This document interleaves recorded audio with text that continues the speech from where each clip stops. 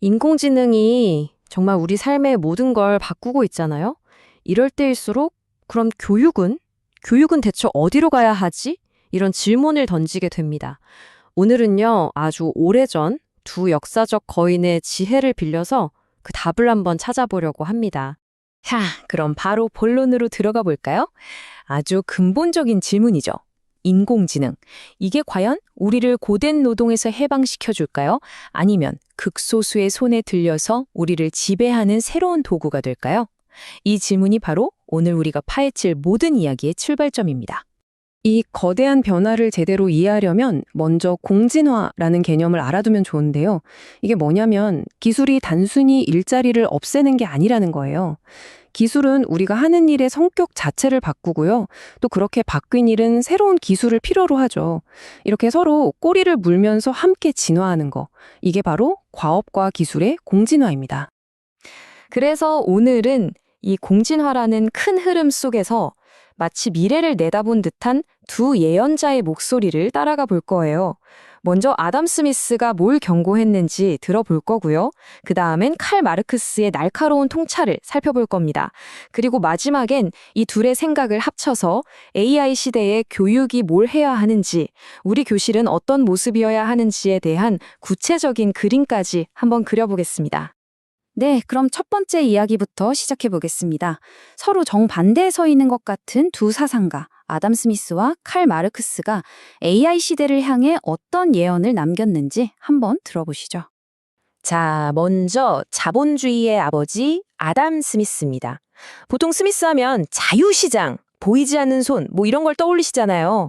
근데 그는 단순히 효율성만 외친 사람이 아니었어요. 오히려 그 효율의 그늘에 가려진 인간적인 대가를 무고보다 먼저 그리고 깊이 꿰뚫어 본 사람이었습니다. 스미스의 분업 개념이 시간이 흐르면서 어떻게 진화했는지를 보면 정말 흥미로운데요. 옛날 핀 공장에서는 노동자들이 각자 핀을 자르고 뾰족하게 만들고 포장하는 물리적 분업을 했잖아요. 이게 AI 시대에는 인지적 분업으로 바뀐 겁니다. 단순한 데이터 처리나 패턴 찾기 같은 건 이제 기계가 하고 인간은 더 높은 차원의 판단이나 목표 설정 같은 일을 맡게 된 거죠. 물론 생산성은 어마어마하게 늘었지만 스미스는 바로 여기서 아주 심각한 문제를 봤습니다. 그게 바로 정신적 황폐화입니다. 스미스는 분업이 너무 잘게 쪼개지면 사람이 평생 한두 가지 단순한 일만 반복하게 될 거라고 봤어요. 그러다 보면 결국 스스로 생각하고 비판하는 능력을 완전히 잃어버릴 수 있다고 정말 깊이 걱정했습니다.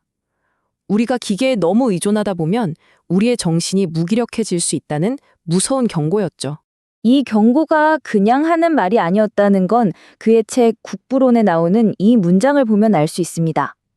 정부가 막기 위해 애쓰지 않는 한 그는 인간이 될 수 있는 한 가장 어리석고 무지한 존재가 된다. 와, 정말 소름 돋을 정도로 강력한 말이잖아요.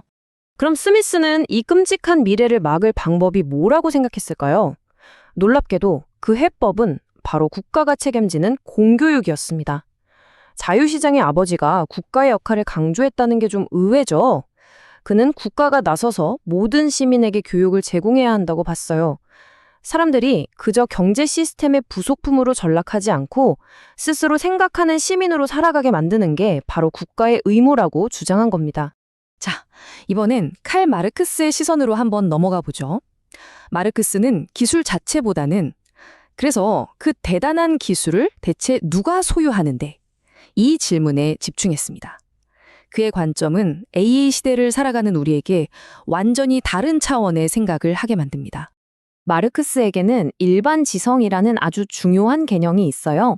이게 뭐냐면 인류가 아주 오랜 시간 동안 쌓아올린 모든 지식, 기술, 과학의 힘, 그 총체를 말하는 건데요. 마르크스 입장에서 보면 AI야말로 이 일반지성이 딱 뭉쳐서 만들어진 결정체인 셈이죠. 다시 말해 AI는 어느 한 천재가 짠! 하고 만든 게 아니라 우리 모두의 지혜가 모여서 탄생한 거라는 뜻입니다. 그런데 여기서 문제가 생깁니다. 마르크스는 우리 모두의 자산인 이 일반지성이 소수의 거대 자본에 의해 독점될 거라고 예견했어요.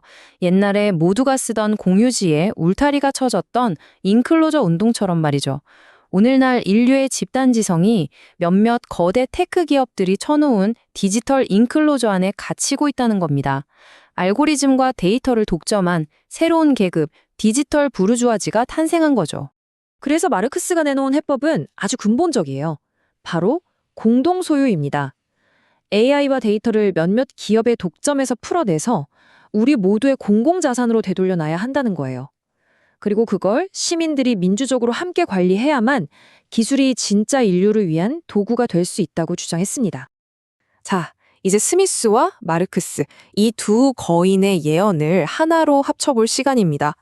정말 신기하게도 평생 반대편에 서 있었을 것 같은 이 두 사상가가 AI 시대의 교육이라는 주제 앞에서 기적처럼 딱 만나게 됩니다. 바로 이 지점이 오늘 이야기의 하이라이트입니다. 보세요. 스미스는 기계 때문에 개인의 정신이 망가지는 걸 걱정했죠. 반면에 마르크스는 기술의 독점 때문에 우리의 집단 지성이 소외되는 걸 걱정했어요. 한 명은 개인의 내면을, 다른 한 명은 사회 전체의 구조를 들여다본 겁니다. 이 두 가지 관점을 합치면 AI 시대 교육에 정말 위대한 사명이 보입니다. 그건 바로 우리 시민 한 사람 한 사람이 기술의 노예가 아니라 주인이 될 수 있도록 비판적 사고력을 길러주는 것.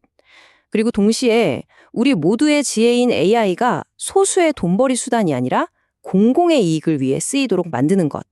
이 두 가지가 함께 가야 한다는 거죠. 좋습니다. 이런 철학적인 사명, 굉장히 중요하죠. 근데 이걸 대체 어떻게 우리 교실로 가져올 수 있을까요? 이제 좀 추상적인 얘기는 그만하고 오늘날 우리 학생들과 선생님들에게 진짜 필요한 게 뭔지 구체적인 청사진을 한번 그려보겠습니다. 우리가 지금 당장 마주한 가장 급한 문제가 바로 알고리즘의 편향입니다. AI는 절대 중립적이지 않아요. AI를 가르치는 데이터 속에 들어있는 우리 인간 사회의 온갖 편견들을 그대로 배우고 어떨 땐 그걸 더 심하게 만들기도 하거든요. 우리가 이걸 제대로 가르치지 않으면 자칫 불평등을 자동화하는 끔찍한 미래를 맞이할 수도 있습니다. 교육이야말로 이 보이지 않는 차별에 맞서는 최전선인 셈이죠. 그래서 미래 교육은 이 세 가지 기둥 위에 서 있어야 합니다. 이건 기계가 절대 따라할 수 없는 우리 인간만이 가진 고유한 능력들이죠. 첫째, 알고리즘이 어떻게 돌아가는지 이해하고 그 속의 편향을 읽어내는 능력, 바로 AI 리터러시. 둘째, AI가 뱉어내는 정보를 그냥 믿는 게 아니라 이게 진짜 맞나? 하고 질문하는 비판적 사고력. 그리고 마지막으로 복잡한 문제 앞에서 무엇이 옳은지 스스로 판단하는 윤리적 판단력. 이 세 가지입니다. 결국 핵심은 이겁니다.